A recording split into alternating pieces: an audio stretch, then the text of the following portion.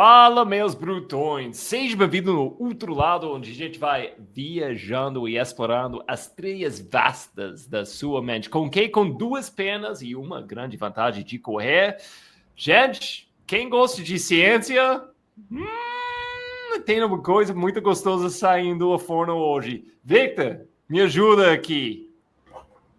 Caramba, não dá nem para começar aqui, ó. Eu desisti do currículo, mas a gente vai falando aí ó, ao longo do podcast. Mas eu vou apresentar aqui como Dr. Gerson Leite. Bem-vindo aí, Gerson. Obrigado, Roger. Obrigado, Vitão, pelo convite. Estou acompanhando aí que vocês vêm fazendo há bastante tempo o podcast e estou muito feliz aqui de poder conversar um pouco sobre o que a gente vem feito, o que a gente vem estudando. Vai ser muito legal. Valeu. Ô, Gerson, eu quero deixar você explicar para as pessoas, tipo, um pouquinho do quem é você, mas quem não sabe, você é fisiologista, treinador dos treinadores, você já treinou com várias pessoas da Olimpíadas, várias pessoas das trilhas também.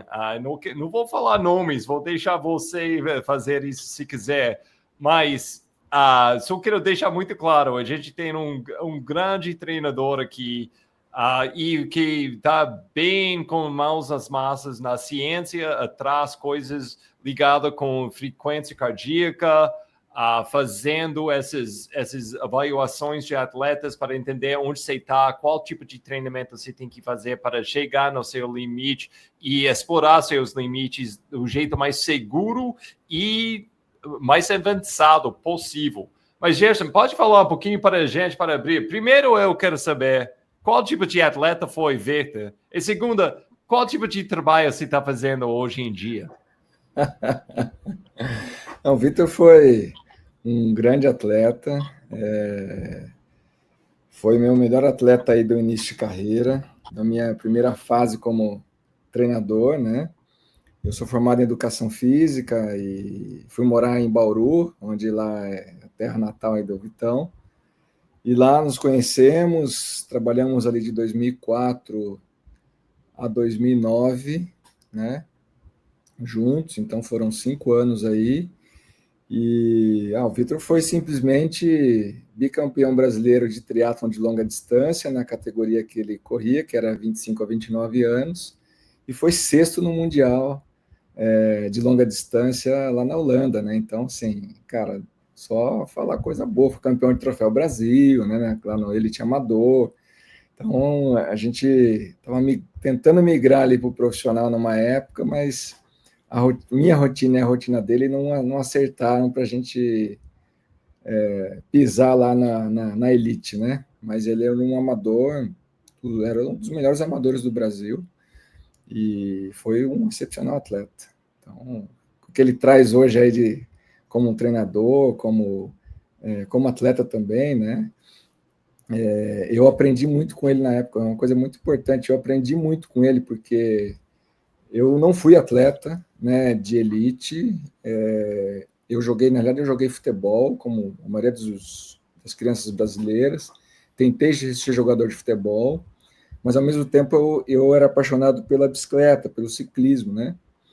E quando eu parei de jogar futebol, eu fiz um pouco de atletismo de velocidade, depois eu comecei a pedalar na estrada, com 16 anos de idade, eu fazia 16, 17 anos, estava fazendo 50, 70 quilômetros na estrada sozinho, o que me ensinou muita coisa. E aí, durante a faculdade, eu decidi tocar o meu amor pelo esporte de endurance. Foi quando, né, conheci o Vitor, que já tinha uma bagagem como atleta, e eu estava iniciando ainda, eu estava no meio da faculdade, para o final da faculdade, então, assim, nesse momento você tem pouco conhecimento.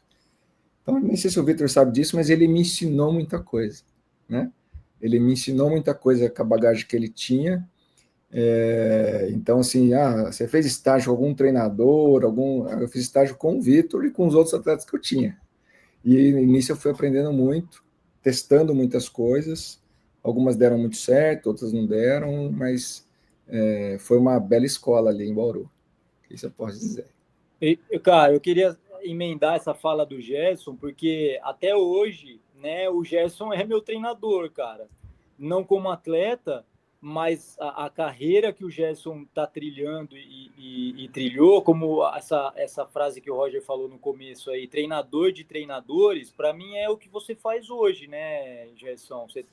Cara, é a ponta da ciência traduzido para quem, né, na linha de frente ali. Eu participo, eu me atualizo pelo coworking do Gerson, que a gente se encontra, um grupo, vários treinadores de ponta ali, o Gerson encabeça, né, os artigos ali, a gente discute uma vez na semana, e é onde eu me atualizo. Então, de certa forma, o Gerson é treinador do Roger também, né, Roger?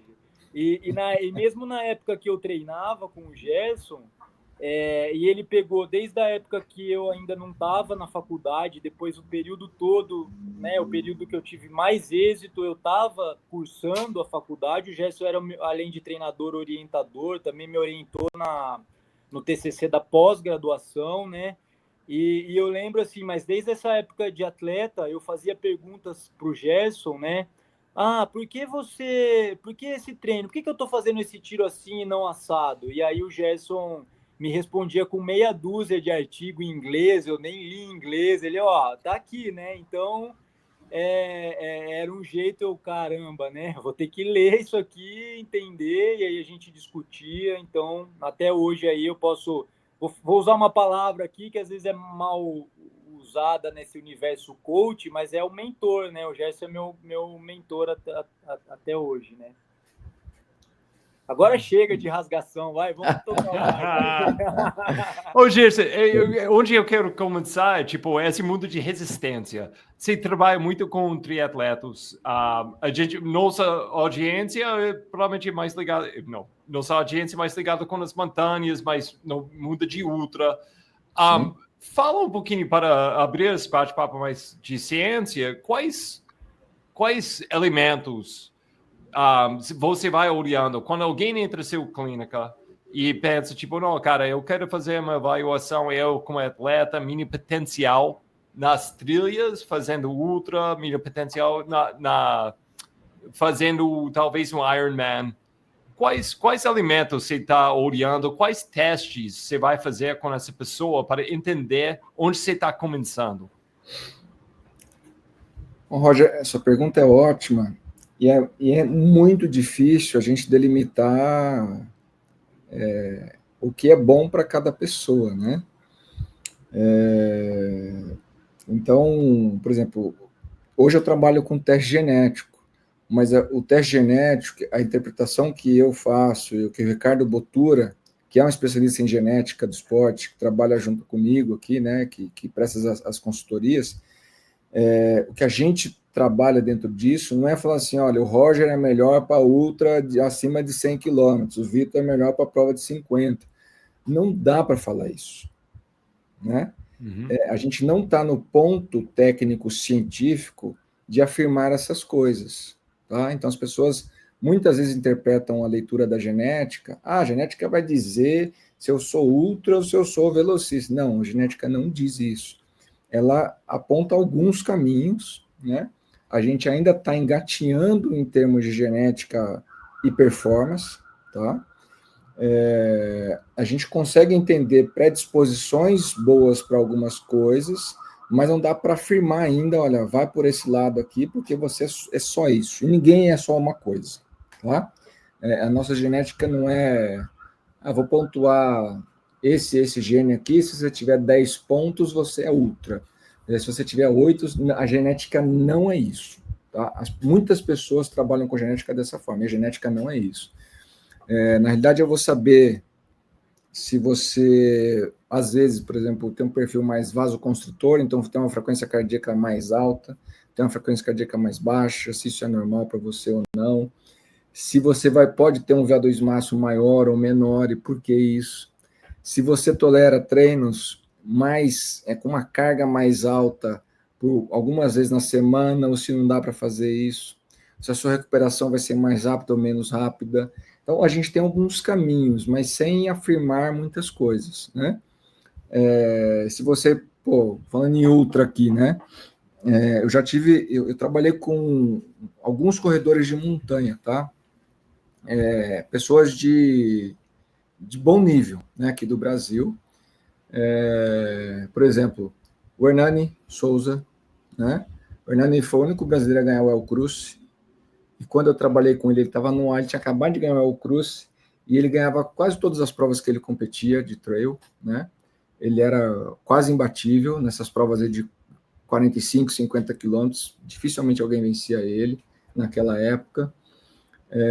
Inclusive foi sexto acho que é o ACC do TMB, né? Que foi a melhor posição de um brasileiro na história, se eu não me engano, tá? Me corrijam se eu estiver errado, mas a gente estava trabalhando junto na época. Não, eu não treinava o Hernani, que fique bem claro, eu era fisiologista dele, e a gente discutia o treino dele, né? Eu fazia as avaliações do Hernani, e a gente discutia mais algumas coisas que ele ia fazer e tal, o que ele precisava comer, mas ele, nessa época, por incrível que pareça, ele se treinava.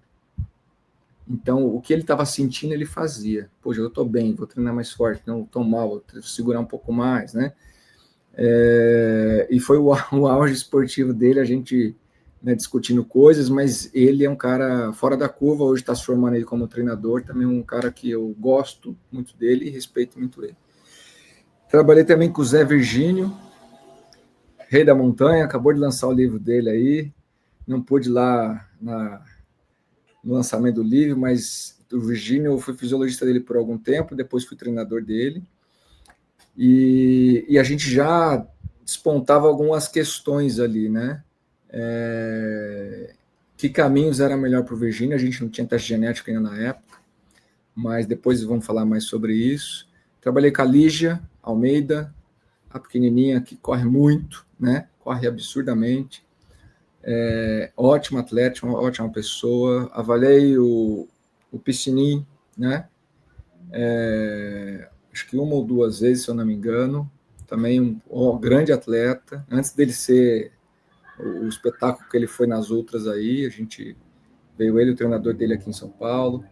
Então, não sei se eu estou esquecendo alguém aqui, mas que eu me lembro assim de cabeça foram esses feras aí, mais outras pessoas, mas a gente sempre tenta olhar, respondendo a sua pergunta, Roger, eu estou fugindo sem querer, me desculpa, mas a gente sempre tenta olhar alguns indicadores fisiológicos que são importantes, né? A literatura traz isso desde a década de 60 a 70, né? Que VO2 máximo é um ponto importante. Qual o seu VO2 máximo? Qual o seu consumo máximo de oxigênio, né? As pessoas, isso às vezes, seria, para quem não sabe, aquele teste onde você vai vendo a pessoa na esteira, que tem aquela máscara. Exatamente. Para quem não está vendo, é exatamente isso. Aquele teste que vai na esteira. A gente consegue fazer em campo também, com equipamento portátil, mas eu prefiro fazer na esteira, que eu controlo melhor a intensidade, as coisas todas ali. Então, por exemplo, o Vitor tinha um VO2 ali perto de 70 ml por quilo minuto. Tinha teste que a gente fazia, dava 65, tinha teste que fazia 68, né? Que é um VO2 de alta performance. O meu VO2, Gerson, cara, eu treinando duro, pesado, não sei o que, nunca passei de 48, cara. Então, assim, como que eu vou competir com o Vitor? Se o consumo máximo de oxigênio dele é muito maior e ele consegue, a partir disso, produzir muito mais energia aeróbia do que eu. Então, não tem condições do Gerson competir com o Vitor, né? Nenhuma. A não ser que o Vitor fique anos sedentário, o Gerson fique anos treinando, aí pode dar um jogo, mas os dois treinando ali uma rotina muito parecida, o Vitor vai ter um desenvolvimento muito maior, o Vitor, o Roger e todos os atletas que têm um VO2 máximo acima da média, né? Então, o VO2 máximo é importante, mesmo algumas pessoas dizendo que não, mas é sim, tá? Se você for pegar um Kilian, por exemplo, reportado um VO2 do Kilian acima de 85 ml por quilo minuto. Cara, 85 86 é o VO2 do Kipchoge. Foi o único cara a correr maratona sub 2 horas, que é bicampeão olímpico, campeão de trocentas maratonas importantes, né? Então, assim, o cara da montanha, que é o Kilian, e tem outros muito bons também, mas o Kilian aqui talvez seja, no meu conhecimento aqui, o mais conhecido pela performance que ele já fez na história aí, é um cara que tem um VO2 máximo muito acima da média. Então, o VO2 máximo é um dos primeiros pontos. E a gente tem outros pontos chamados... Posso ficar só rápido no VO2 máximo? As pessoas que falam que não é tão importante, eu quero entender um pouquinho melhor o argumento contra, até você falando, tipo, não, é importante. Porque tem essa galera que fala é importante porque vai te mostrar o seu potencial. Se treinar, você tem potencial de chegar aí. Que eu entendo, tem outras pessoas que pensam, tipo, ok, você conhece, tá bom, mas isso não é seu destino.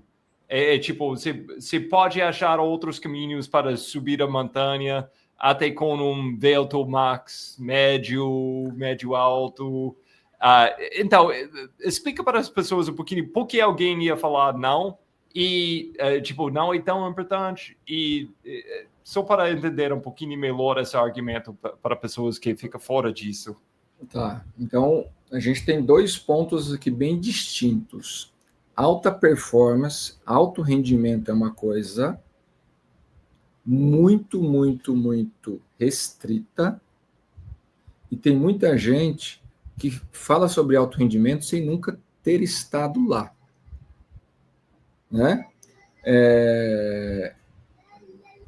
Cara, uma Olimpíada, um Mundial na Elite, chegar num top 10 no Mundial, isso é alto rendimento.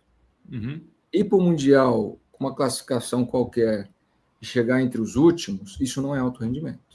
Isso é só estar lá. Isso é um atleta de elite. Isso é um atleta de elite B, né?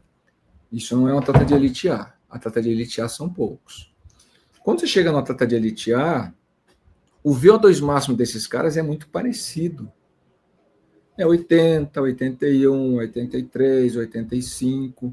Com essa informação, algumas pessoas falam assim, o VO2 máximo não é importante, porque lá no alto rendimento todo mundo tem igual. Não é igual, é próximo, né?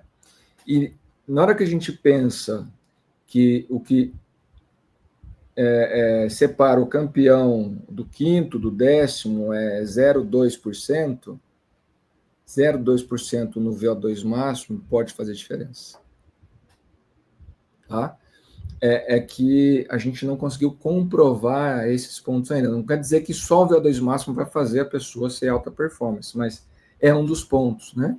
Agora, se eu tô, por exemplo, eu tenho um desejo, Gerson, eu gostaria de eu participar do El Cruce. Cara, meu VO2 máximo não vai passar de 50. Eu vou participar do El Cruce? Se eu treinar direito, vou. Né? Se eu treinar direito, eu vou lá e faço. Igual agora tá podendo fazer um dia só de El Cruce. Então fica até mais fácil para mim, para um cara como o Gerson, que não tem tantas coisas favoráveis para ter alta performance do Endurance. Mas, quero ter alta performance do Endurance. Cara, aí já vai ser outra coisa. Meu VO2 máximo é baixo. Não tem como concorrer com o Roger, com o Vitor, com o Hernani, com o Virgínio, né? É diferente. Então, assim, a gente consegue fazer a ultra, mas às vezes não consegue ter altíssima performance. Então, altíssima performance é para poucos e o esporte é para muitos. Então, a gente precisa dividir nesse contexto. Te respondi, Roger? Até um ponto. Eu tô com você. Mas ainda quero entender melhor as pessoas que falam, tipo, não, você ainda pode fazer muito com, tipo, aquela VO2 max, tipo, é médio alto, mas se treinar certo, você pode chegar no ponto muito além do que pessoas iam chutar, que você pode chegar, só baseado com esse número. Não, cara. Isso quem fala isso nunca chegou lá. Será que não pode ser esse argumento pensando num percentual, numa variação de percentual do limiar anaeróbio mais próximo do VO2 ou um pouco mais distante, ter essa pessoa que argumenta assim, ela pode estar argumentando que o limiar pode flutuar mais? O limiar flutua mais, né? Com certeza. Porém, por exemplo, aqui, eu trabalho com um maratonista chamado Samuel Nascimento. Ele tem 2 horas e 14 na maratona. A gente estava tentando classificação para as últimas 2 Olimpíadas e não conseguimos. E tem 1h03 na meia maratona e 2 horas e 14 na maratona. Cara, a gente já mexeu com o treino desse cara de tudo quanto é forma. Só que o VO2 dele não passa de 74. E o limiar dele não passa de 87% do VO2 máximo. Então ele não tolera a intensidade necessária para ele ir para a Olimpíada na maratona e para ele ir para o Mundial de meia maratona. Que tem que correr ali para baixo, perto de 1 hora na meia maratona. E para a maratona tem que correr abaixo de 2 horas e 10. Então, assim, e aí a gente entra outros pontos, por exemplo,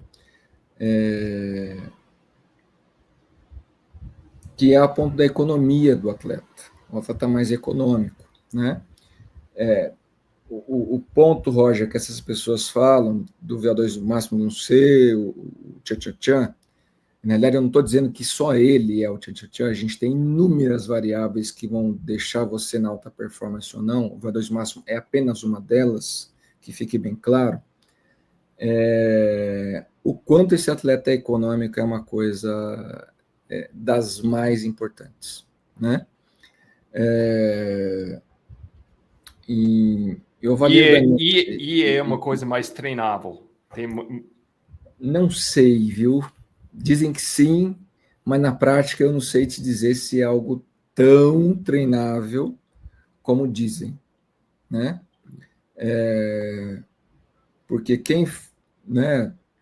A gente precisa mostrar isso. Por exemplo, a gente tem um artigo bem interessante de 1998 na British Journal Sports Medicine, que eles mapearam se não me engano, a Paula Radif, que é uma americana, que foi campeã olímpica de maratona, recorde mundial de maratona, e o VO2 máximo dela ao longo de alguns anos, uns 4, 5 anos, não mudou, mas ela ficou muito mais econômica durante esse período, e os recordes dela foram melhorando, né? Então, esse é um artigo que o pessoal usa muito para falar assim, o VO2 máximo não é o tchan-tchan-tchan, porque se consegue melhorar a economia, tal. A gente consegue melhorar a economia, com certeza. Mas só que se o seu VO2 não for muito alto, cara, você vai ser econômico para o nível B, para o nível C. Eu posso ser mais econômico. O Gerson é nível C ou nível D. Eu posso ser mais econômico, só que eu, mesmo mais econômico, eu não vou deixar de ser nível C. Eu saio do D para o C. Às vezes um cara do B, ele vai ficar ali na rabeira do A, mas não vai chegar no topo do A. Então, você tem que ter motor, né? Se você não tiver um motor aí dentro, meu amigo, você pode ser mais econômico do mundo. Sem motor, você não anda forte, você não anda na frente, né? Então, que a gente brinca muito na questão da bicicleta, né? Você pode ter uma bicicleta de 200 mil reais, mas se não tiver perna para pedalar, não adianta. Você vai pedalar para 30 por hora. E o Vitão com uma bike de alumínio pedalava para 40. Né? Então, porque tinha motor, né, cara? Então você tem que ter motor para as outras coisas poderem funcionar. Saquei com isso. Mas vamos entrar um pouquinho nessa coisa de treinamento também com essas coisas. Porque talvez alguém ouvindo vai ficar um pouquinho deprimido, sabendo, tipo, nossa, meu VO2 max é mais baixo, meu economia é B ou C, mas eu estou treinando para caramba, eu quero chegar mais perto de A possível. Eu quero ser aquele cara tentando o Nascimento, o maratonista, você estava falando, nossa, morrendo para tirar 2 minutos, 3 minutos do tempo dele. Qual tipo de treinamento você pode fazer? VO2 max, pode perder peso, ok, isso vai aumentar o sangue no corpo. quais tipos de treinamento você fica mais focado? Você fica mais focado nesse treinamento de olhando na frequência cardíaca, deixando para essa coisa de resistência, deixando a pessoa mais no zona 2? Quais caminhos a gente pode pegar para treinar essas coisas que você já falou de VO2 max e economia? Só um adendo aqui. Tinha um atleta que ele sempre falava que os caras que chegavam na frente dele eram dopados, né? Esses caras tudo dopados, esses caras tudo dopado e tal, né? Esses atletas profissionais são dopados. Eu falava, por quê, cara? Porque ele falava assim, porque eu treino a mesma quantidade que eles e eu não consigo fazer o que eles fazem. Anos depois, esse cara veio fazer uma avaliação comigo. Para surpresa dele, não a minha, o VO2 máximo dele era de 58 ml por quilo minuto. E ele estava se comparando a um cara que tem VO2 de 70, 75. Ele pode treinar o que ele quiser. Ele não vai chegar nos atletas de elite. Né?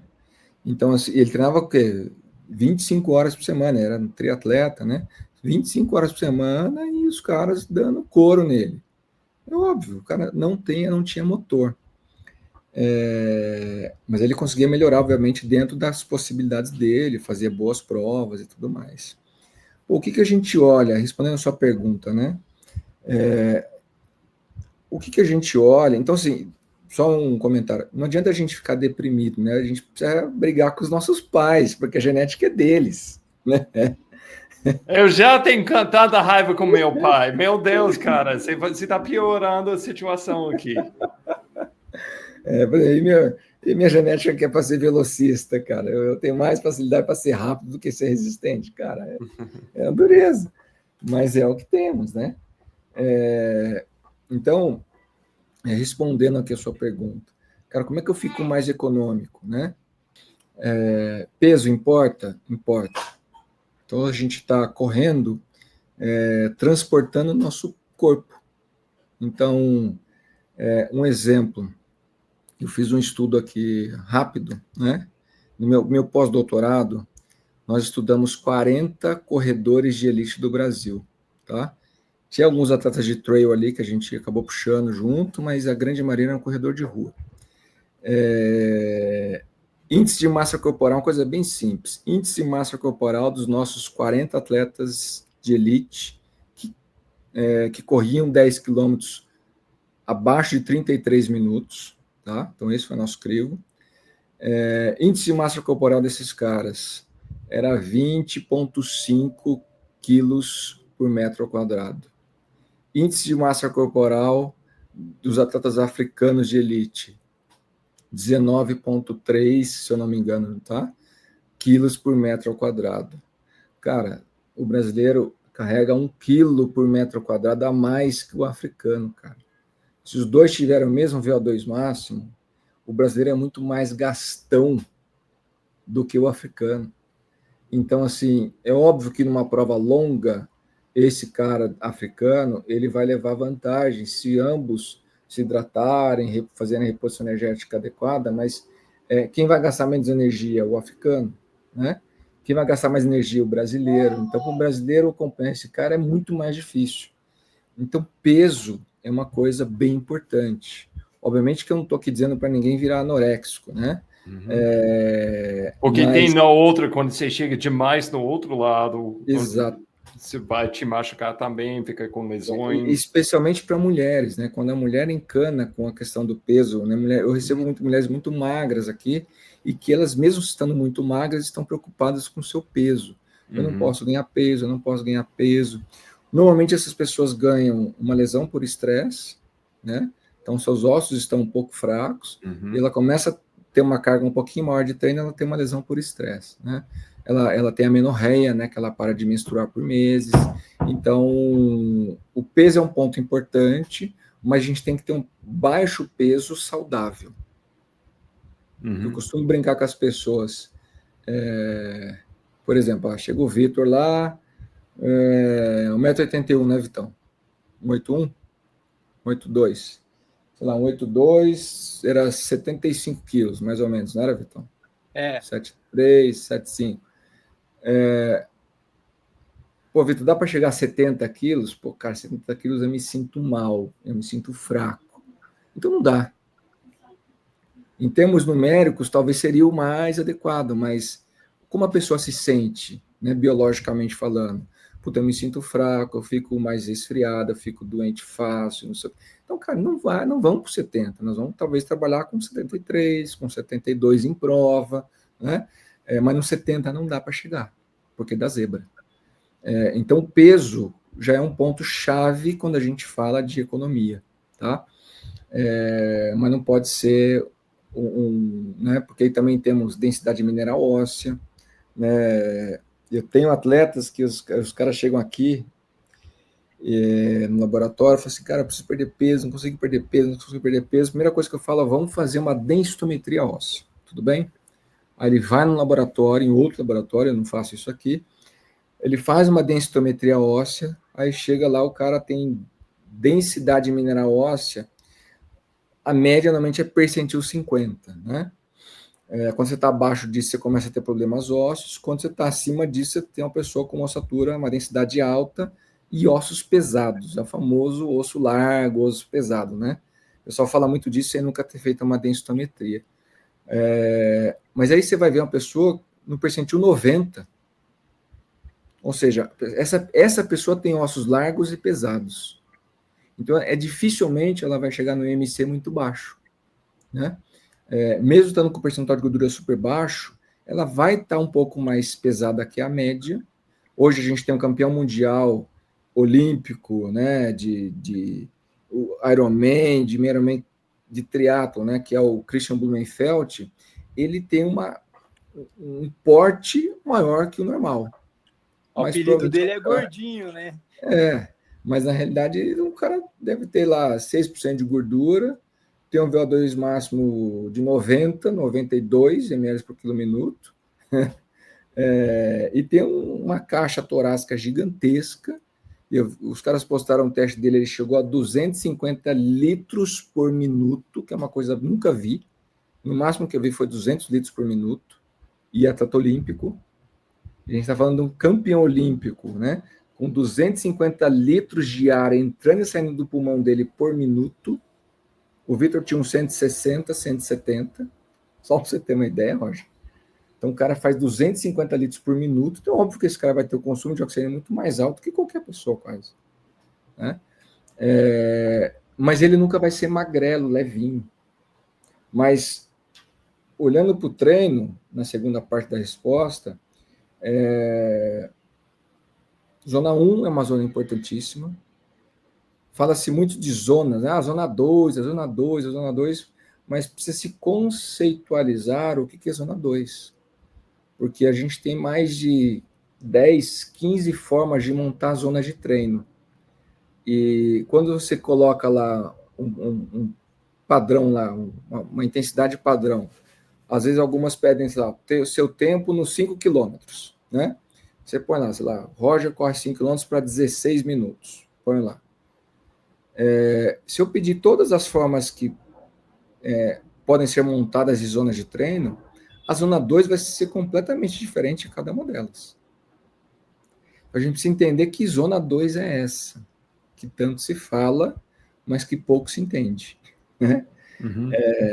Porque quando se fala em zona 2, a gente está falando, primeiro, no início do acúmulo de lactato no sangue das pessoas, que é um ponto de maior oxidação de gordura das pessoas, chamada de fat max. A zona 2 começa ali, né? É o que divide a zona 1 da zona 2, esse fat max, esse aumento da produção de lactato. Quando a gente pensa aqui numa linha de base do lactato, depois um início do aumento do lactato, que culmina, né, com a maior oxidação de gordura dessa pessoa. Para algumas pessoas é uma intensidade muito baixa, para as outras mais treinadas é uma intensidade mais alta. Então, pensando em VO2 máximo, isso varia de 40% a 75% do VO2 máximo. Aí depende do estado de treinamento da pessoa. Então, treinar ali é um ponto que deixa a pessoa mais econômica. Porque todo treino, Roger, é como a gente estivesse disparando uma arma no nosso corpo para solicitar. Na realidade, todo treino é uma solicitação de adaptação. Para quem? Para o nosso DNA. Então, esse treino vai lá no núcleo da célula e fala assim, ó, célula, hoje foi treinado dessa forma. Então, eu preciso que você produza X, Y, Z proteínas a partir disso. Tudo bem? Então, eu vou produzir mais mitocôndrias, eu vou produzir mais enzimas aeróbias, eu vou produzir mais enzimas anaeróbias, eu vou produzir enzimas que transportam mais lactato, eu vou produzir, entendeu? Então a gente dispara solicitações para o nosso corpo, cada tipo de treino. Se eu faço um treino mais intenso, eu falo assim, olha, corpo, eu quero que as mitocôndrias fiquem maiores, mais fortes, mais potentes. Se eu faço um treino longo, mais leve, zona 1, zona 2, né, bem leve mesmo, aí eu vou falar assim, olha, eu quero que eu tenha mais mitocôndrias, porque eu estou ficando horas e horas treinando. Então eu preciso de mais gente para produzir energia pela gordura. E eu começo a economizar carboidrato, glicogênio do cara. Então vai depender do tipo de treino, mas uma sequência de treinos de várias intensidades podem deixar as pessoas mais intensas, especialmente quando você treina maior percentual em baixa intensidade. Tá?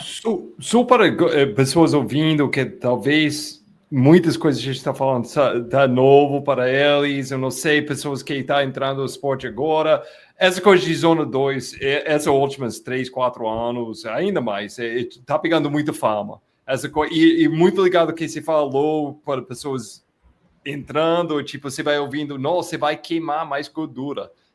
Que pessoa entrando uma coisa de exercício não quer queimar mais gordura. Não, eu comecei a correr para queimar mais gordura. Então, me fala mais sobre essa zona 2.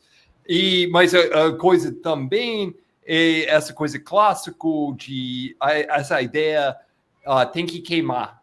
Não, cada vez que eu saia, todo dia eu vou treinar, não é treinamento, sem queimar nas minhas pernas, não é treinamento. É tipo, nossa, eu tenho que fazer tudo no máximo, até não dar mais, cair no chão todo dia.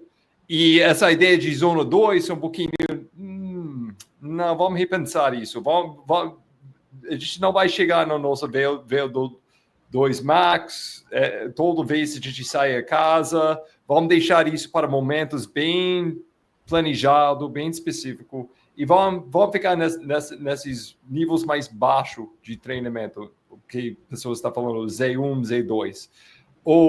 E com isso, eu quero te perguntar, o que você acha, porque você tem uma clínica onde pessoas vão descobrir exatamente suas zonas, todas as coisas que a gente já está falando, você vai saber o melhor jeito que a ciência tem nas mãos agora de tecnologia para entender isso. Você faz tudo isso na sua clínica. Pessoas em casa, talvez eles tenham um cinto para ler a frequência cardíaca. Em casa, eles podem fazer testes, tem uns coisas, prós, cons com isso. Tem os outros ainda mais próximo nível de distância longe da sua clínica, mas pessoas que falam que aqui, zona 2, se der para falar enquanto você está treinando, você está no zona 2. Se der para fazer respiração fácil pelo nariz, é zona 2. O que você acha essa ideia para quem que está ouvindo, começando a entender zona 1, zona 2 um pouquinho melhor? O que você acha dessas coisas, sabendo que não é perfeito, mas só para dar uma pessoa ouvindo uma ideia? Foi legal você tocar nesse ponto, Roger. Vocês obviamente conhecem o Cristiano Fetter, né? Uhum. Todas essas pessoas que você falou são amigos do outro lado, já viajaram aqui várias vezes. Virgínio vai falar com a gente amanhã, então vou falar seu nome, mas grandes amigos do outro lado. Eu gosto muito do Cristiano Fetter, acho que ele é um dos maiores estudiosos do trail no Brasil. Tenho certeza que é ele, é um dos maiores, porque ele é muito dedicado, né? E eu aprendi com ele, né? Acho que é importante a gente dizer de onde a gente tira as coisas. Ele trouxe um artigo numa aula que ele deu num curso que eu convidei, sobre o talk test, né? O que é o talk test? É exatamente isso que você falou. Quando a gente está correndo e a gente consegue conversar facilmente com as pessoas, respirar pelo nariz sem nenhum problema, a gente realmente está nessa zona leve, né? Que poderia ser zona 1, zona 2, né? Então, se você não... Puta, tô num lugar que não consigo fazer um teste, às vezes nem tem um treinador, né? A maioria dos corredores não tem treinadores, é uma coisa bem importante de dizer. Mas quero entender um pouco o que eu posso fazer para poder correr leve, né? Conversar com alguém é um ponto-chave que foi validado cientificamente num artigo que discute o tal do talk test, né? Que é o teste da conversa, do bate-papo ali, né? E aí, quando essa conversa vai ficando mais difícil, você vai subindo as suas zonas de treino, né? Então, sim, Roger, é possível, sem ferramenta técnica científica nenhuma, entender onde é a minha zona leve. Então, essa percepção pela respiração é uma coisa muito importante, possível de fazer. Normalmente a gente usa também a escala de percepção de esforço, né? A gente usa uma escala que vai de 0 até 10, tá? 0, nenhum esforço, 10, esforço máximo. É uma escala conhecida como escala de Borg, para quem nunca ouviu falar. Usava muito isso com o Vitor e uso até hoje com os outros atletas. Quando a gente pensa no esforço que a gente está realizando naquele exercício, se você pensar no esforço até uma escala 4, né, de 0 a 10, você está fazendo exercício leve. Tá? Então, de 0 a 10, se eu estou no 4, que a minha percepção de esforço é um esforço 4, provavelmente você vai conseguir conversar, você vai conseguir respirar pelo nariz se você quiser, é a tua intensidade leve, tá? E,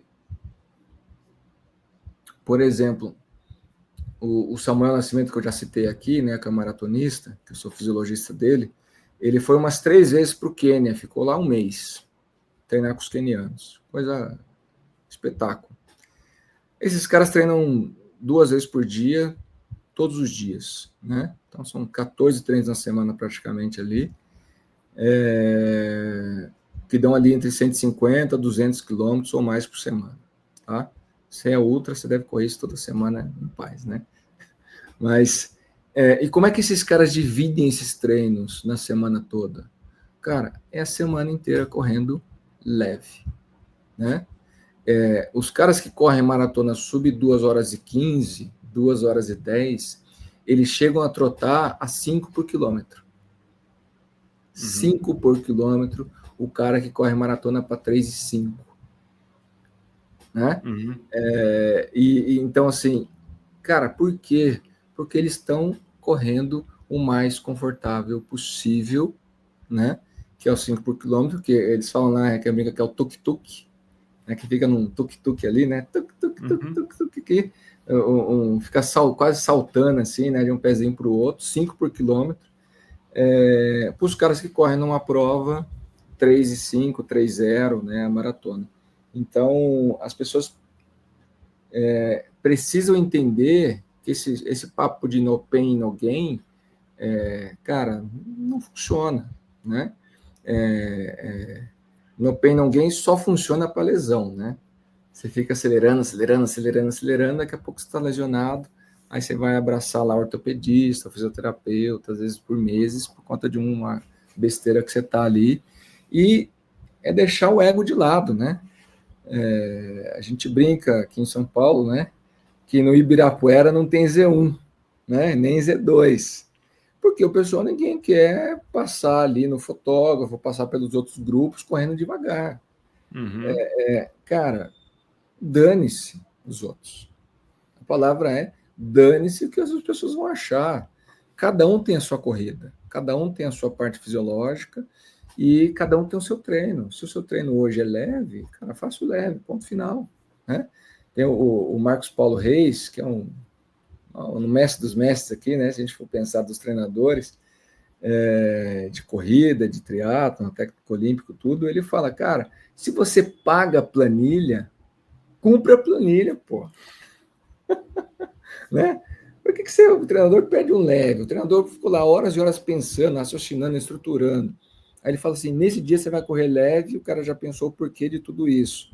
Aí você vai lá e corre forte. Aí no dia de correr forte você não corre, não consegue correr forte. Então, assim, cara, pagou a planilha, faz a planilha, né? Respeita o profissional que está ali organizando, pensando o seu treino e tudo mais, né? E esquece essa coisa de no pain, no gain. Isso pode valer, assim, em parte, nem é 100%, é em parte, para treino de musculação, quando você quer hipertrofia, cara. Que não tem nada a ver com corrida, muito menos com trail, com ultra, né? Então, correr leve e terminar o treino inteiro é ser inteligente, né? Uhum. Então, às vezes eu vou prescrever treino para os meus atletas, eu escrevo assim, ó, para terminar inteiro esse treino, né? Se hidrate direito, se alimente direito, faça tudo de forma adequada para você terminar inteiro. Porque o próximo treino vai render. Gerson, você que tem essa experiência, a gente já viu aqui no trail, né? Talvez até surpreendendo muita gente, porque a gente sabe a sua bagagem toda do triatlo, Ironman e tal, né? E eu queria saber, cara, o que você estudando o trail que você encontrou de muito peculiar, né? Já que, é claro, o triatlo e a corrida de trilha, né? A gente está falando de endurance, a gente está falando de ultra, comparando ali com Ironman. Então eu queria te deixar esse questionamento, cara. O que você vê de muito peculiar? Porque a gente está falando de fisiologia geral, então coisas que se encaixam para tudo, né? Porque o sistema nervoso central está sendo estressado ali em 10 horas de prova, 8 horas de prova, seja em qual modalidade for. Mas cada uma tem as suas especificidades e o trail tem as suas, né? No triatlo tem a mudança ali de modalidade, né? E na trilha a gente tem outras mudanças, né? Outras variações. E além disso, o que você acha que dá para trazer, cara, de conhecimento que talvez está um pouco mais avançado pela idade aí, né, da modalidade ser mais avançada do Ironman, etc. Talvez tenha mais estudos ou não, né? Então brinca um pouco com essas duas ideias aí, por favor. Sua pergunta é ótima, Vitão. O triatlo nasceu dentro da ciência, né? Porque como ele nasceu do extremo, do Ironman, em pouco tempo, em poucos anos, o pessoal já queria saber como era a fisiologia do triatleta, né? E o triatlo nasce da década de 70 para a década de 80, e na década de 80 você tem um boom da ciência do esporte. Então, o pessoal que já estava começando a estudar esporte como um todo, começaram a estudar triatlon também. E a maratona, que é um negócio muito mais antigo que, né, dos esportes aí, já vinha sendo estudada. Então, assim, algumas preocupações da maratona, por exemplo, eu já li artigos, eu vou chegar no trail, tá? Eu já li artigos da década de 70 que os caras estavam preocupados com o percentual de perda hídrica do atleta durante a prova, temperatura interna do atleta durante a prova, coisas que a maioria dos atletas de hoje não tem a mínima ideia. Então, o que os caras faziam na década de 70, a maioria dos atletas, vou dar um exemplo nosso aqui do Brasil, não faz hoje, 2025, né? Preocupado com a inflamação dos caras pós-prova, né? E aí essa coisa da maratona veio para o triatlon já cresceu dentro da ciência, e com o aumento das ultras maratonas ali final da década de 90, nos 2000 para frente, junto com corrida de aventura, né, e tudo mais, que acho que a gente tem uma queda da corrida de aventura com o aumento do trail, né, porque a corrida de aventura tinha uma logística muito difícil, e aí talvez sim, sai uma modalidade e entra outra, eu posso estar errado no meu raciocínio, mas eu entendi dessa forma.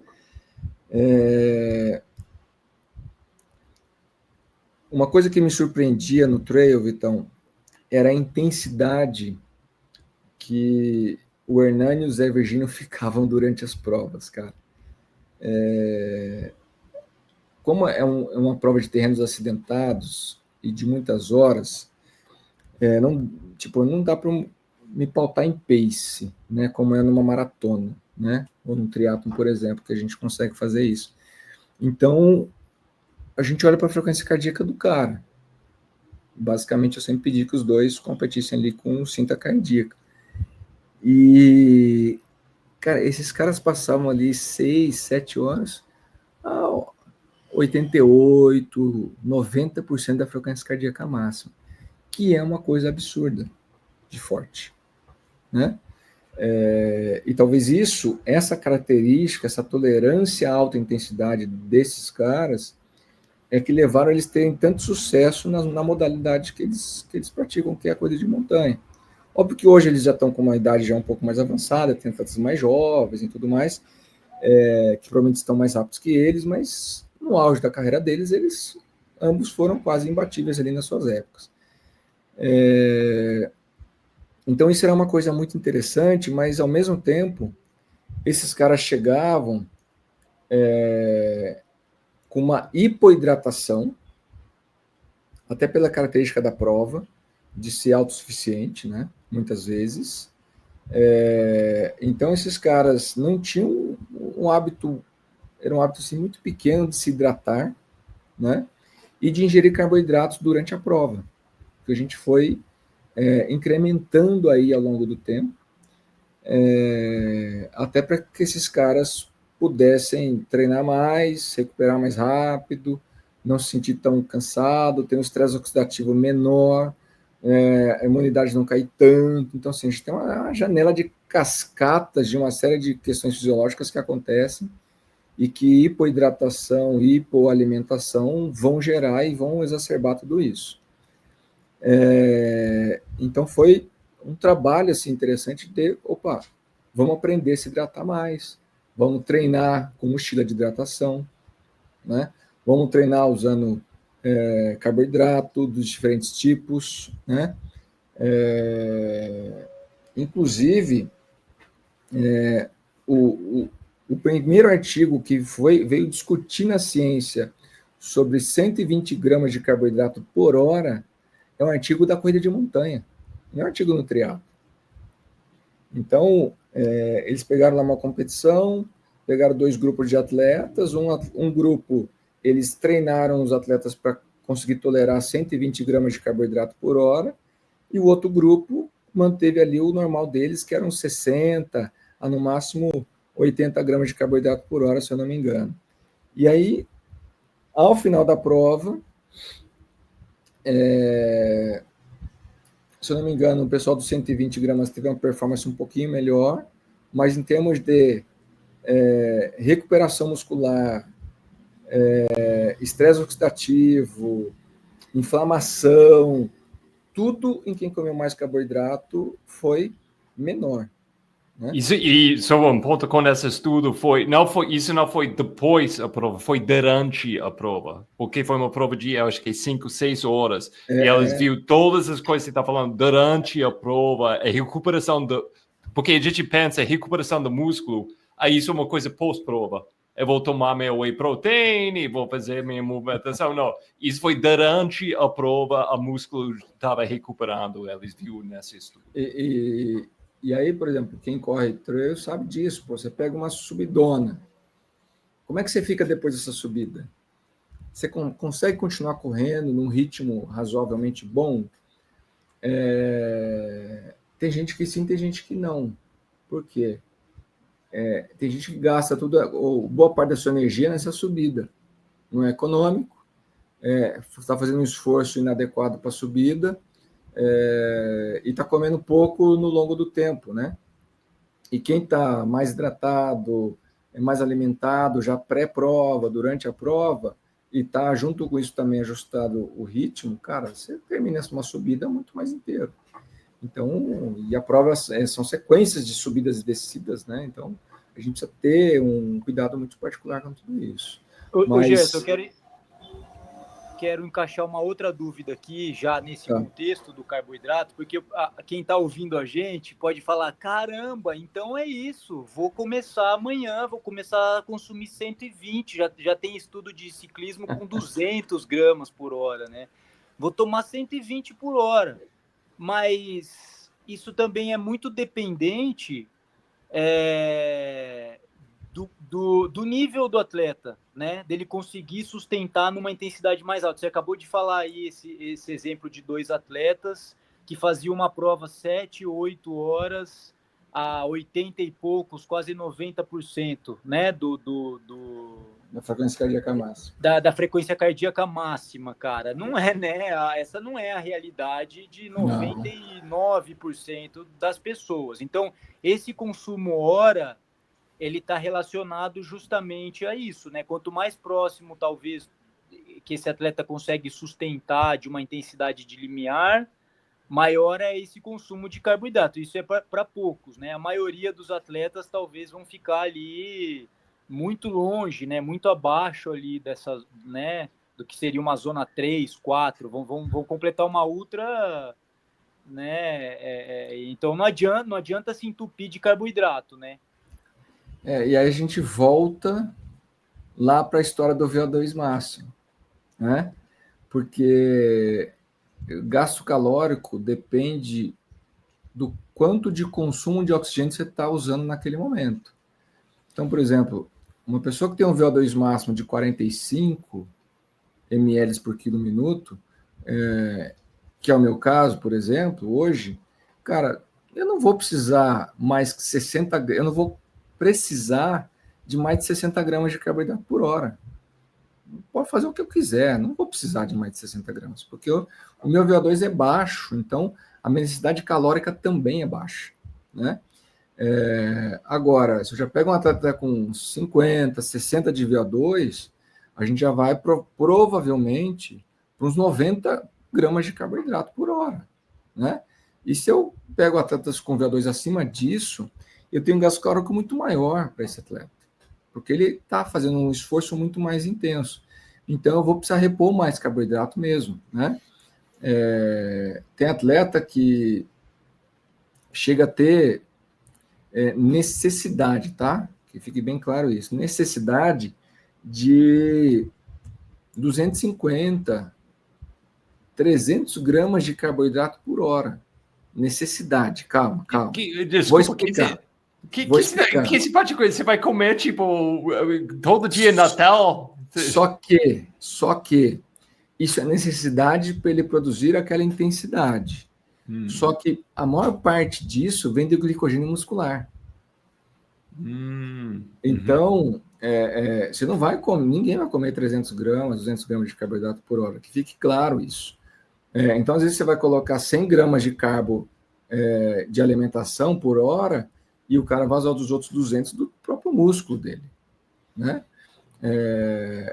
Os estudos sugerem que a gente que a gente tolera uma absorção de no máximo 90 gramas de carboidrato por hora, que é 1 grama de glicose por minuto e meio grama de frutose por minuto, que por hora dá 30 gramas de frutose e 60 gramas de glicose, né? E aí, o Vitão fez um comentário pertinente ali. Então eu vou sair, vou colocar 120 gramas. Cara, se você colocar, a pessoa usa um gel por hora, 20, 25 gramas de carboidrato. Se ela pôr 3 géis por hora, que dá ali uns 60 a uns 70 gramas por hora, ela já vai ter desconforto gástrico e diarreia. Por quê? Porque o corpo dela não está adaptado a absorver isso por hora. Então, existe um processo interessantíssimo e importantíssimo de adaptação ao aumento do consumo de carboidrato intratreino, que não é do dia para a noite, né? Então, por exemplo, tem atleta que vai fazer prova principal dele em outubro, o cara fez um teste comigo agora para conseguir ele e a nutricionista dele a adaptação suficiente para chegar lá na prova consumindo mais carboidrato e mais líquido. Que ingerir mais líquido também demanda adaptação do intestino, né? Então, ambas demandam a adaptação do intestino.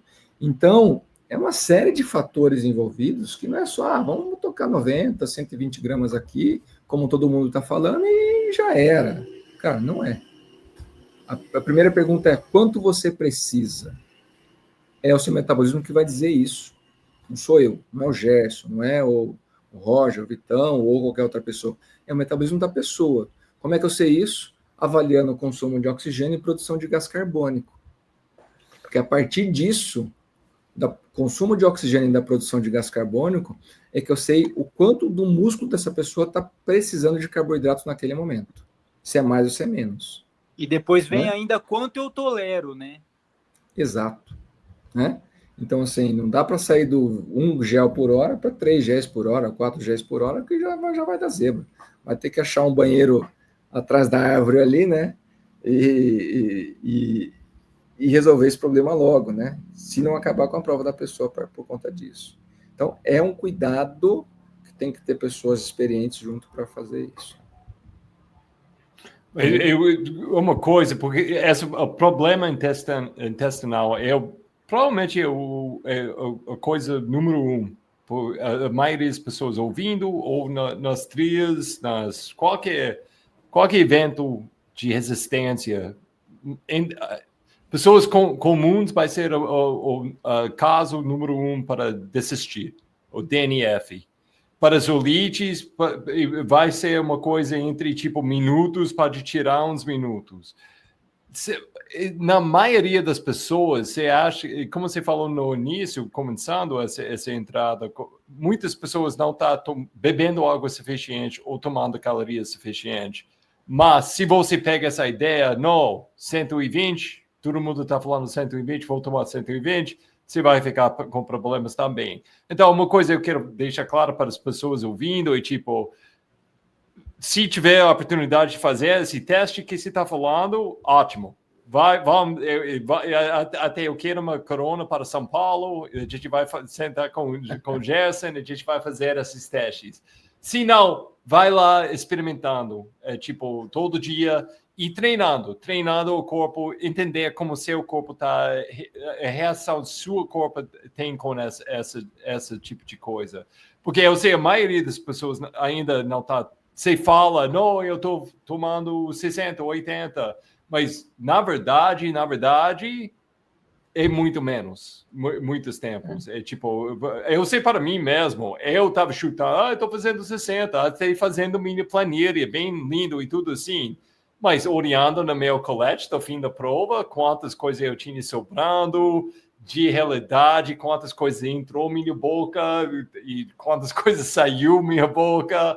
Aí eu nem estava perto com o que eu estava pensando, eu estava tomando. E finalmente, quando eu comecei a treinar mais com isso, faz ponto 2, 3, 4 vezes por semana, saindo com X garrafas, sabendo eu tenho exatamente essa quantidade de água, sol é uma outra coisa, sódio é uma outra coisa que entra com isso também, porque cada pessoa é diferente e isso tem um grande impacto no seu intestino com isso. Então, pessoas ouvindo, eu quero deixar esse desafio para você. Vai lá e achar seus limites, treinar, faz adaptações, porque tem agora esse tipo de estudo que a gente está falando agora é grande nos Estados Unidos, na Europa, para os corredores de trilha elite, para fazer ele está contratando pessoas só para treinar a barriga, só para dar esse treinamento, a planilha da barriga, separada do resto das planilhas ele está fazendo. Então, não sei se você quer colocar alguma coisa mais em cima disso, mas... A gente faz aqui no laboratório o teste do VO2 junto com o teste do suor, né? Para entender essa necessidade de carboidratos da pessoa e também a necessidade de líquidos por hora e a necessidade de sódio por hora, que o sódio é um outro elemento muito importante, que se faltar sódio, falta performance, né? Se faltar água, falta performance, se faltar carboidrato, falta performance. Então, em termos de... uma frase do Reinaldo Tubarão, né? Eu gosto muito do Tubarão. Ele fala, ultra, é um nutricionista conhecidíssimo, experientíssimo aí, né? Ele fala, ultra é água, carboidrato e sal, né? E faz muito sentido o que ele fala, e a gente tem visto muitos bons resultados aqui quando a gente realmente faz dessa forma. O pessoal às vezes o pessoal sai com tanta coisa em caramanhola, até o whey protein, o pessoal tem colocado na caramanhola para prova, aminoácidos, não sei o quê, cara, pó de beterraba, cara, a gente vence Ironman na elite, né, usando água, carboidrato e sódio, né? Então, e às vezes cafeína, que são os pontos aí chave para a gente, porque não precisa de fórmula mágica. O pessoal acha que quanto mais eles gastam na loja de suplemento, melhor é, né? E não é isso. Não é isso, né? Tem coisas que são importantes, com certeza, mas o básico, né, que é água, carboidrato, sal, bem feito, bem organizado, bem adaptado, bem orientado, faz muito mais diferença. Tomara que a gente está longe de acabar. Eu não sei quanto mais tempo a gente tem aqui. Mas eu já tenho uma lista enorme. Eu estou vendo a gente errou de não só falar só uma coisa para 1h30. Sódio, 1h30.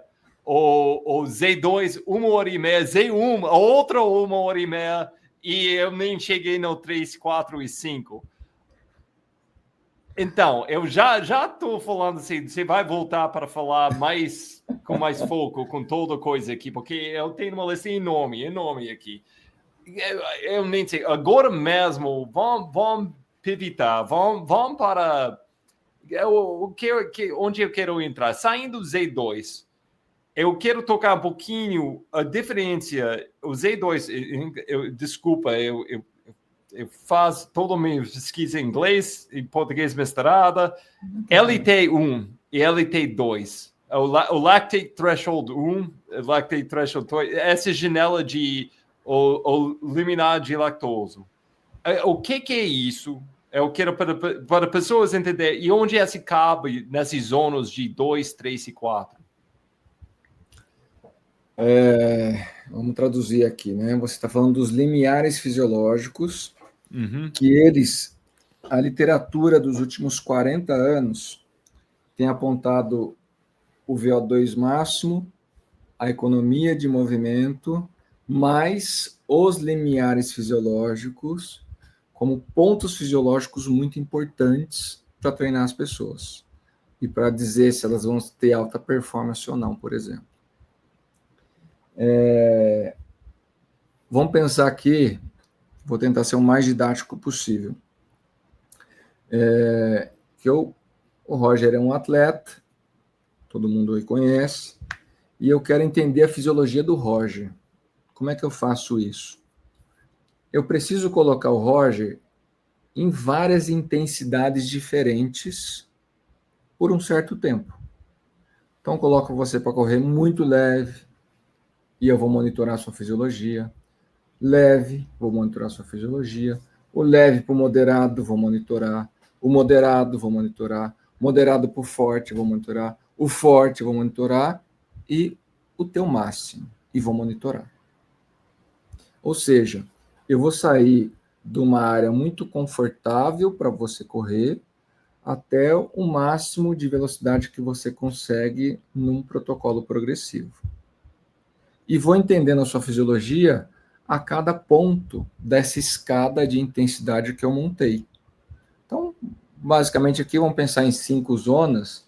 Eu saí da zona 1, passei pela zona 2, zona 3, zona 4, zona 5.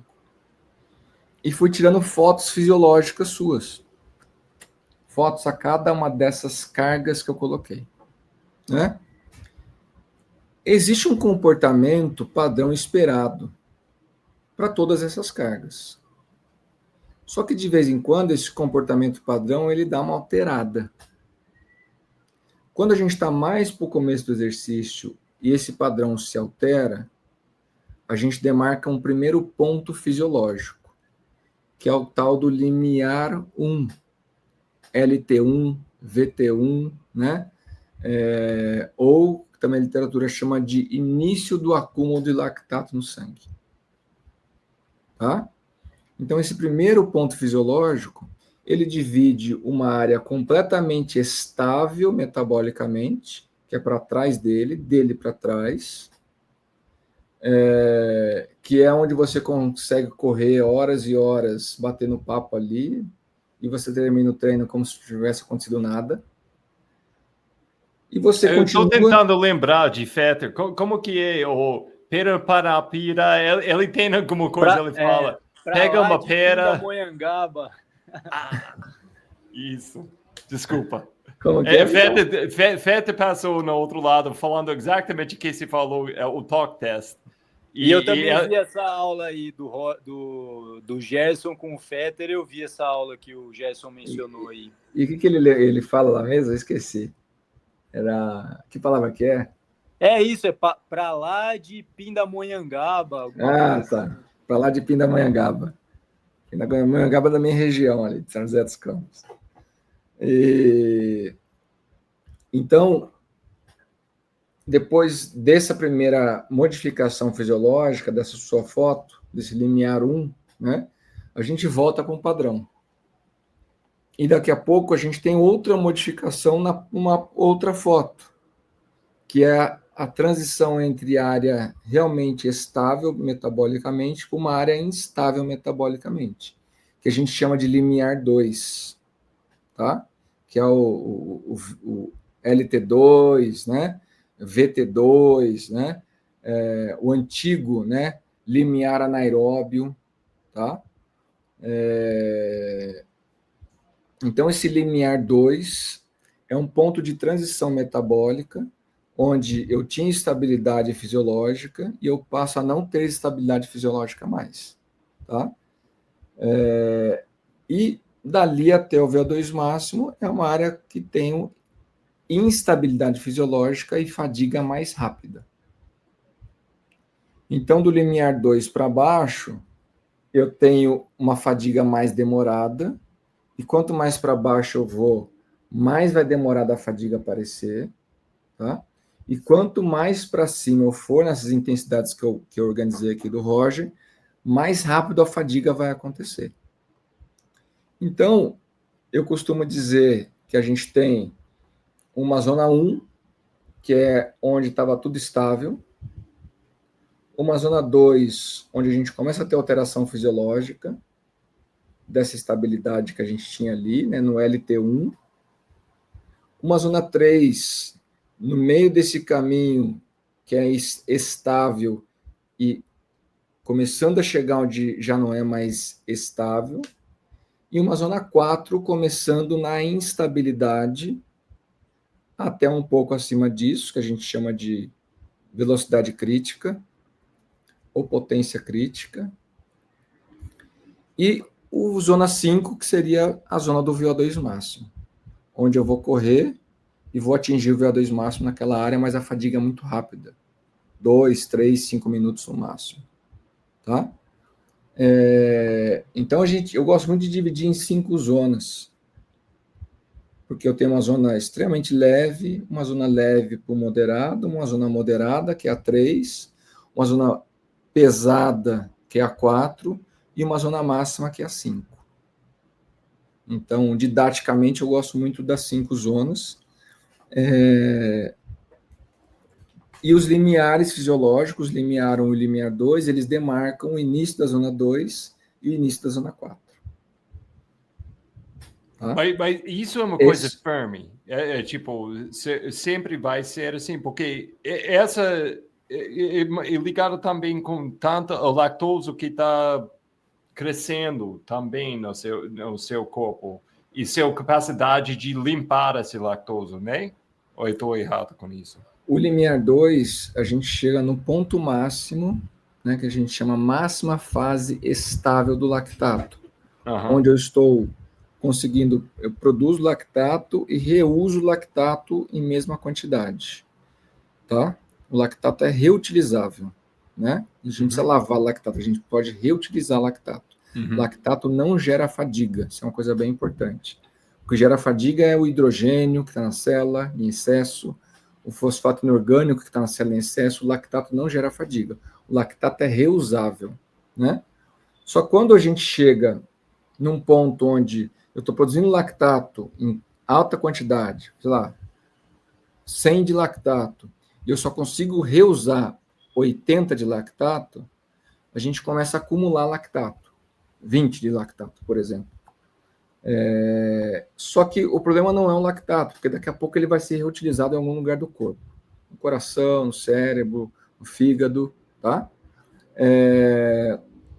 Mas tudo que vem junto com isso, que, por exemplo, toda vez que eu estou produzindo lactato, eu estou pegando um hidrogênio e meio que guardando ele, produzindo lactato. Tá? Então, o lactato, ele é entre aspas, tá? Fique bem claro, um roubador de hidrogênio da célula. Agora, se eu não estou dando conta de produzir muito lactato, de reusar e tudo isso aqui, eu estou deixando mais hidrogênio na célula. E aí é que o bicho pega. Porque muito hidrogênio mexe no pH, deixa o pH ácido. E na hora que eu tenho pH ácido, eu começo a mexer na função celular. A célula passa a não funcionar tão bem, né? Aí eu começo a diminuir a produção de energia e é por isso que eu entro em fadiga rápida. Quando a gente tem hidrogênio demais na célula. Quando a gente passa do limiar 2.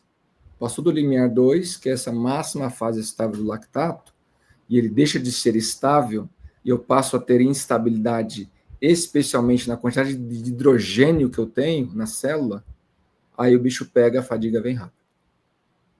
Então, o que a gente quer é reusar mais lactato e reusar mais hidrogênio. Porque na hora que eu reuso lactato, eu também reuso hidrogênio, né? A mitocôndria, ela é uma importante reutilizadora de hidrogênio também. Só que se eu tenho, né, pouca mitocôndria, cara, isso acontece uma intensidade, esse limiar 2 vai acontecer numa quantidade muito baixa, que é o meu caso, por exemplo. Isso acontece a 6 por quilômetro. Entendeu? Estou a 10 por hora, meu lactato já está lá em cima, meu hidrogênio já está lá no teto, né? Já está alto para caramba. Agora, se eu pegar o Samuel, ele está a 20 por hora, com o lactato estabilizado e hidrogênio estabilizado. Então, é muito diferente isso, né? Fala, Roger.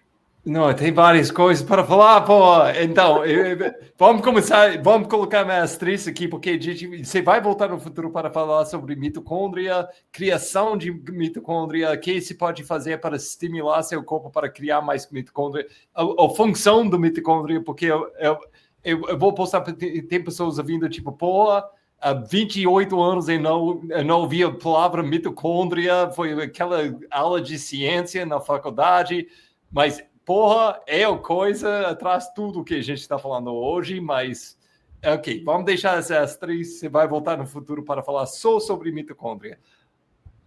Para pessoas que, o jeito que se descreveu, você falou tão jeito ótimo, muito lindo, então, mas pessoas ouvindo, você saiu correndo, você está correndo mais ou menos rápido, mas com o tempo você está sentindo, meu Deus, meus pernas estão ficando mais pesado, agora está começando a queimar.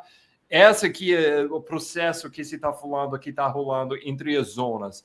E com isso, você falou já sobre Hernani, Virgínio, essa capacidade que te deu, tipo, não, o que está rolando aí? Ele estava correndo nessa zona para essa janela com... Você está vendo muito lactado no sistema deles, mas ele está fazendo para 6, 7, 8 horas. Então, minha pergunta é, primeiro, isso significa que ele está muito eficiente, o corpus deles, de lidar essa balança que você está falando, de equilibrar toda essa coisa no précipice de quebrar. E segunda parte é como a gente pode treinar um jeito porque isso é a questão mágica para ultra, como você pode correr bem nesse limite sem passar, e para quem está muito preocupado com performance, não correr embaixo demais desse limite. Tem um estudo muito interessante, Roger, que ele fala o seguinte, para corredores de montanha, né? Ele fez um teste na esteira, onde os corredores de montanha odeiam, né, a esteira, mas ele fez um teste na esteira, e os corredores que chegaram a velocidades maiores na esteira eram os caras mais rápidos na trilha. Eu não sou muito fã desses estudos, apesar de eu estar citando ele aqui, porque ele tinha um grupo muito heterogêneo, né? Então, ele tinha corredores mais iniciantes, mais intermediários e mais experientes. Então, já era esperado que os experientes teriam velocidades maiores na esteira e nas provas, né? Porém, ele traz um insight assim, muito interessante para a gente, que é uma coisa que eu não via lá os atletas de treino fazendo. Eles queriam muito correr na montanha. Eu quero correr na montanha, eu quero correr na montanha, eu quero correr na montanha. Não posso correr no plano, não posso correr no plano, tem que correr na montanha. O cara desesperado com isso. Eu falava, calma, velho. Você vai correr no plano e nós vamos fazer tiro no plano. Porque você precisa ficar rápido. Porque uma coisa por exemplo, o Hernani queria correr uma maratona para 2h30. Era a meta dele. Né? Ele batia ali 12h32, 12h33, 12h35. Mas o Hernani era um cara rápido pra caceta. Ele chegava na esteira a 20 por hora, 21 por hora, o Virgínio também. Então, correr uma prova de trail a 8 por hora de média não era uma tarefa muito difícil para esses caras. Né? O que eu quero dizer com tudo isso? Que a gente precisa ser também rápido para poder ser econômico lá na baixa. Né? Então, E talvez pessoas ouvindo, tipo, pô, Gerson, você acabou de falar zona 1, zona 2. Que é isso? Então, explica onde cabe essa correr rápido agora. A gente também tem que fazer de 1 a 2 a 3 treinos, vai depender de quem, obviamente, o que o treinador está pensando, o período de treinamento que vai ser, treinos em zona 4 e 5. A zona 4 e 5 não existem à toa, né? Elas existem para ser utilizadas também, mas não posso fazer isso 5 vezes na semana. Vou fazer 1, 2 vezes ali, estourando 3, né? Em períodos muito específicos e pouco tempo. Porque gera uma carga, né, metabólica, articular, de estresse oxidativo, de inflamação muito alta. Então, se um dia eu faço pancada, tiro, outro dia eu faço 2 horas na montanha, cara, quando esse cara recupera? Né? Então, também tem que ter uma rodagem leve no plano, por exemplo. Porque o treino na montanha é um treino específico. Então, a gente vai lá pensando no que eu vou fazer lá. Por exemplo, com o Virgínio, a gente fazia muito treino de tiro, mas na montanha. Vou fazer alta intensidade, mas vou fazer na montanha. Aí, o Strava tem uma coisa muito interessante, que é o ritmo ajustado para inclinação, né? E aí, eu pegava esses ritmos, e o Training Peaks também tem isso. Às vezes eu falava, Virgínio, você fez um treino perfeito, cara. Porque se fosse no plano, você correria para 18 por hora. Mas foi lá naquela montanha, naquela inclinação que a gente estava e tal. Você fez o tempo naquele tiro ali de 500 metros, que o teu ritmo ajustado era como se você estivesse correndo 18 por hora no plano. Só que a gente fez específico.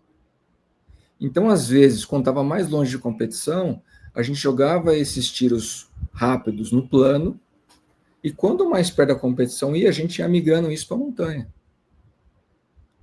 E tinha dia que eu falava assim, Virgínio, você deu um migué ali, cara, você não fez tão intenso quanto eu gostaria. Não migué, né? Você não fez tão intenso quanto eu gostaria. Ele falava, cara, eu estava cansado, né? O Virgínio trabalha muito e tal, então, puta, eu estava um pouco cansado, eu não consegui tolerar toda aquela intensidade que a gente já fez. Eu falei, não, beleza, então você entregou o que deu por dia, o melhor do dia, se você entregou o melhor do dia, tá ótimo também. A gente vamos ajustar os próximos treinos para você chegar menos cansado no treino de tiro, né? Também temos isso, né? Então, a gente tem os treinos mais generalistas, por exemplo, tiro no plano, alta intensidade, que não tem nada a ver com trail, com nada a ver com montanha, mas gera adaptações fisiológicas que na hora que eu vou para o específico, opa, aí o negócio fica bom. Tá? Respondi a sua pergunta? Não, então, você tocou uma coisa muito, o bate-papo hoje em dia, nas trilhas, esse último ano, 2 anos, você quer correr mais rápido, tem que correr mais rápido, porque acho que é muito tempo a gente pegou essa ideia, dias longos nas montanhas, dias longos, e quando eu comecei a treinar com mais foco, eu fui discípulo do Maffetone. Eu estava muito essa coisa, todo foi zona 2 mais baixo, anos e anos assim. E se você toca zona 3, zona 4, você vai virar um abóboro. Não, alguma coisa mal vai acontecer com você, você vai morrer na trilha. Isso... Então, mas isso foi a ideia na hora. Na verdade, eu vi muitas mudanças. Meu base, até hoje, é muito, muito forte por causa disso. Mas é uma coisa, ligando isso com coisas pessoais, esse ano, até o fim do ano passado, depois eu fiquei com lesão, eu caí durante uma prova. Na volta, eu falei exatamente o que você está falando com o Victor. Vamos voltar de correr mais rápido, vamos focar nessa coisa, vamos correr no asfalto, vamos fazer essas coisas chatas que a Roger não gosta de fazer, vamos tirar a Roger das montanhas um pouquinho. E eu vou falar, depois de uns meses eu estou sentindo, eu tenho 43 anos agora, mas eu estou sentindo, eu ganhei um pouquinho de meu veloz de volta. Por causa disso. E agora que a gente está implementando, colocando tudo junto para mais volume, eu estou sentindo, nesses ritmos mais baixos, eu consigo sustentar isso ainda mais tempo, colocando tudo isso junto. Então, explorando essa coisa, fazendo tiros que eu não vou usar durante uma prova de ultra, eu estou sentindo grandes benefícios disso para quando eu vou fazer o próximo ultra. Que no fim, que exatamente o que você está falando, eu acho que foi isso, e a gente está tentando implementar isso. Então, para quem está ouvindo, a mensagem para mim é isso, experimenta. Só porque a gente está falando tudo de bom de zona 2, que é bom, é importante, você não pode abandonar zona 4, zona 6, zona 5 até de vez em quando, nos áreas perfeitas no treinamento, porque eles têm um lugar muito importante no seu treinamento para quem quer explorar seus limites. Sim. Oh, meu Deus, eu tenho tantas coisas que eu quero falar, mas a gente está chegando a 1h30 aqui. Vamos combinar para você voltar para a gente explorar só um assunto bem profundo, pegando pesquisa, pode ser mitocôndria. Eu vou te mandar uma lista que você pode pegar quem está deixando seus olhos brilhar. Porque a gente falou coisas na mapa de treinamento, de métodos diferentes, ideias diferentes. A gente tocou um pouquinho de tudo hoje, mas eu quero entrar bem profundo, só uma coisa eu quero falar, eu vou deixar depois disso para vocês. A observação eu tenho para pessoas. A gente abriu com essa coisa, seu VO2, Max, essas coisas que eu falei em brincadeira, talvez todo mundo está ouvindo, está com depressão agora. Porque você não, pô, eu nunca vou chegar nesse nível, sim, esses números são muito importantes, mas quem está prestando atenção, a gente falou de tantos outros tijolos você pode colocar para criar uma saúde, uma casa de saúde incrível. E uma coisa que a gente nem entrou, colocando tudo isso junto para consistência de anos e anos e anos. E com isso, até sabendo seu VO2 Max, eu vou chutar a maioria das pessoas ouvindo aqui, não é aquela cara que está falando com Deus todo dia para tentar tirar 30 segundos da maratona. A maioria das pessoas ouvindo nem chegou perto do potencial deles. E quando eles têm, tipo, foco e consistência e pode brincar e adaptar com todas as coisas que a gente está falando, de sol, alimentação, hidratação, treinamento zona 1, zona 2, fazendo os tiros no momento certo, puxa, você vai chegar pontos que você nunca imaginou possível, até sabendo seu VO2 Max, tipo, anos atrás, se você pode colocar todas essas coisas diferentes juntos, com consistência, é um lugar muito interessante chegar. Então, eu quero fechar com isso, mas vou deixar a Victor falar e depois você, Gerson. Mas, nossa, foi um grande prazer esse bate-papo. Victor, está com você ou não? Não, eu quero escutar um pouquinho mais no meu espaço aqui de falar, mas eu queria saber, estou curioso para saber do projeto do Gerson, né, da Universidade Endurance, e também, Gerson, aproveitar, porque o conteúdo do Gerson é bom, né, eu deixo aqui se tiver, claro, para todo mundo, para corredores e tal, mas principalmente para profissionais como eu, né, treinadores, etc., pessoal da área de saúde em geral, o coworking que eu participo, que são esses encontros semanais, né, com discussão de artigo, etc. Então, eu queria que você falasse um pouquinho, Gerson, e da Universidade de Endurance, e também é onde a gente tem vídeos no YouTube, né, o seu próprio Instagram, divulgar para o pessoal aí que ainda não te conhece, consumir aí seu conteúdo. Vamos lá, meu Instagram é gersonleite.phd, então gersonleite.phd.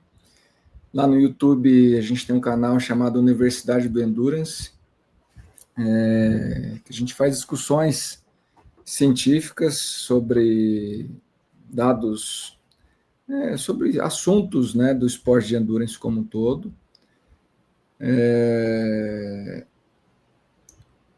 Eu toco uma reunião semanal, né, que o Victor comentou agora, como chamado Coworking de Endurance, que é uma discussão semanal de ciência do esporte, aplicada aos esportes de endurance. A gente tem mais de 150 profissionais do esporte lá com a gente, e a gente tem um grupo, não só discussão, que é toda quarta-feira, amanhã, né, a gente está aqui gravando na terça-feira, a gente vai ter essa reunião na quarta-feira. Amanhã eu falo lá sobre zonas de treinamento, mas a gente já teve recentemente aqui falando sobre fisiologia da mulher, vamos ter falando de fisiologia renal de atletas, uma série de coisas extremamente interessantes, e que o Victor participa lá com a gente também, né? Que fica o convite aí para quem for profissional da área, ou um grande curioso. Então, Roger também está convidado para lá com a gente, para o Coworking de Endurance. E a gente está com um projeto novo chamado Universidade do Endurance, que vai ser um hub para profissionais, um hub de conhecimento, de produção de ciência, de divulgação científica, de aplicação de ciência. A gente vai juntar uma série de coisas aqui interessantíssimas num lugar só, e é um projeto que está nascendo, né? E o Coworking de Endurance vai fazer parte dessa Universidade do Endurance, que realmente a ideia é discutir os esportes de endurance como um todo, e dar acesso aí à informação científica para mais pessoas, tá? Então esse é um projeto novo que vai realmente despontar aí nos próximos meses e anos. E acho que eu só preciso agradecer vocês pelo espaço, pela oportunidade de conversar sobre coisas que a gente estuda, que a gente ama há muitos anos. Tenho tentado praticar aqui, hoje pedalei 1h40, treinei, voltando a treinar, competi aqui de vez em quando, umas corridinhas de rua, que trail é duro demais para quem treina pouco como eu, mas umas corridinhas de rua e umas provas de triatlon já tenho participado, então quem sabe em breve aí vou participar de uma corrida de montanha mais curta, né? Uns 6, 8, 10 quilômetros aí já tá bom para mim. Não tem toda a energia que o Roger e o Vitão têm, né? Para correr 40, 50, 100 quilômetros aí na montanha, ou mais, né? Mas admiro muito, de verdade admiro muito quem faz isso, quem consegue fazer isso. E esporte de endurance é minha paixão, então, e já entendi que é a paixão de vocês dois também, então estamos no mesmo mundo, na mesma vibe aqui, né? Obrigado mesmo. Valeu, Gerson. Valeu, Roger.